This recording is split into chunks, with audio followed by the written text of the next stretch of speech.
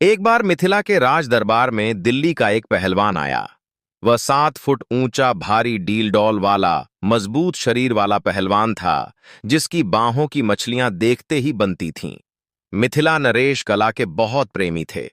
पहलवान को दरबार में बड़े आदर के साथ लाया गया। महाराज ने उसका स्वागत किया। मिथिला नरेश, पहलवान गर्वीली वाली में बोला, मैं दिल्ली से आया हूं और मेरा नाम ज्वाला सिंह है। दिल्ली में मेरे मुकाबले का कोई भी पहलवान नहीं है। मैं आसपास के राज्यों के सभी पहलवानों को कुश्ती में पछाड़ चुका हूं और अब मिथिला आया हूं। मैंने सुना है कि आपके राज्य में एक से बढ़कर एक मल्ल है। तनिक मैं भी तो देखूं कि मुझे कोई टक्कर दे सकता है या नहीं।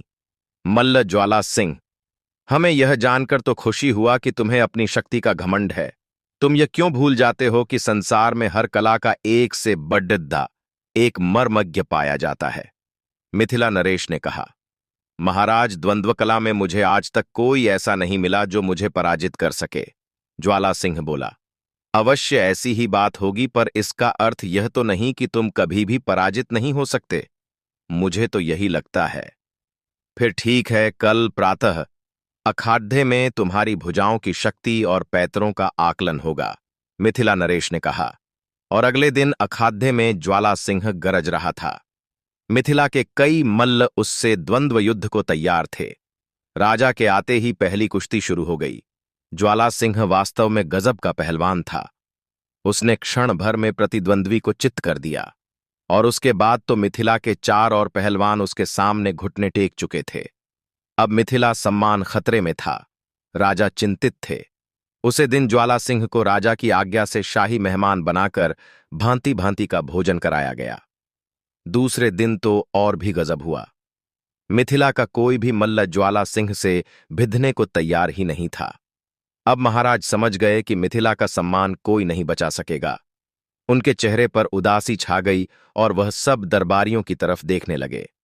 क्या मिथिला में कोई ऐसा मल्ल नहीं जो ज्वाला सिंह के दर्प को चूर चूर कर सके? क्या हमने अपने मल्लों को व्यर्थ ही घी दूध आदि खिलाया है? इस प्रकार तो मिथिला का सम्मान नहीं बचेगा। दरबार में गोनू झा भी थे। उन्हें महाराज की उदासी देखकर अच्छा नहीं लगा। अब उन्हें कुछ सोचना होगा। महाराज, मैं ज्वाला सिंह से मल्लयुद्ध करूंगा, गोनू झा गरज कर बोले। यद्यपि यह मेरा क्षेत्र नहीं है, क्योंकि मैं बचपन में कुश्ती लड़ता था तो मुझ पर कोई जिन्न सवार हो जाता था। प्रतिद्वंद्वी के हाथ पैर टूट जाते थे। तन घर वालों ने मुझे कुश्ती लड़ने से रोक दिया।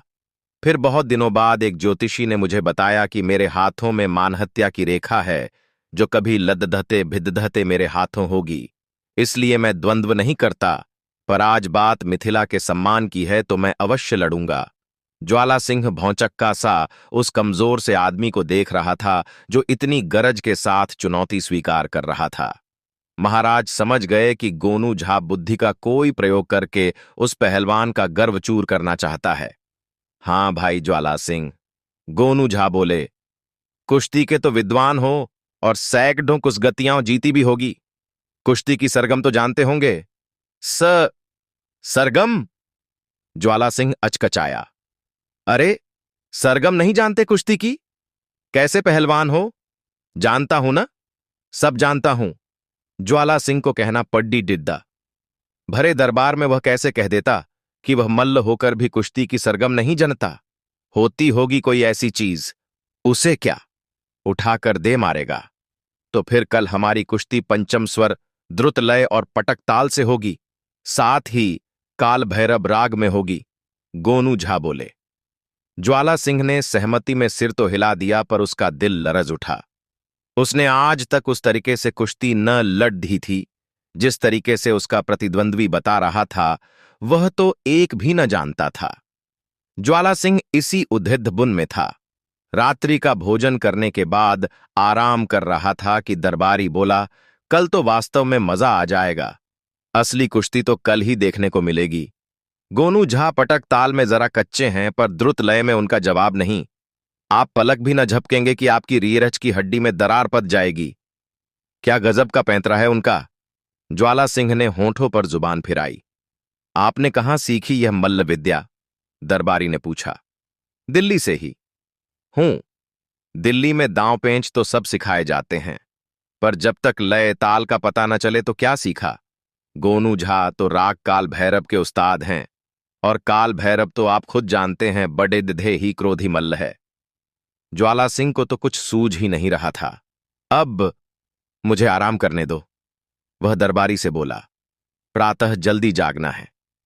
दरबारी हंसता हुआ वहां से चला गया। सुबह अखाधे में गोनू झा शेर की भांति गरज रहे थे। चारों तरफ भिद्ध का कोलाहल था। मिथिला नरेश अपनी गद्दी पर बैठे थे, पर दिल्ली के पहलवान ज्वाला सिंह का कहीं अता पता नहीं था। सारे मिथिला में खोजने पर भी वह कहीं नहीं मिला। महाराज समझ गए, गोनू झा को विजेता घोषित कर दिया गया और ढेरों पुरस्कारों से नवाजा गया। महाराज के पूछने पर गोनू झा ने हंसते हुए बताया कि उन्होंने ज्वाला सिंह को सुर, लय, ताल की उलझन में तो डाल ही दिया था। रात को एक विश्वस्त दरबारी द्वारा उसे इतना भयभीत कर दिया गया कि उसने भाग जाने में ही भलाई समझी। महाराज प्रसन्न हो गए। मिथिला का सम्मान जो बच गया था। Contact us.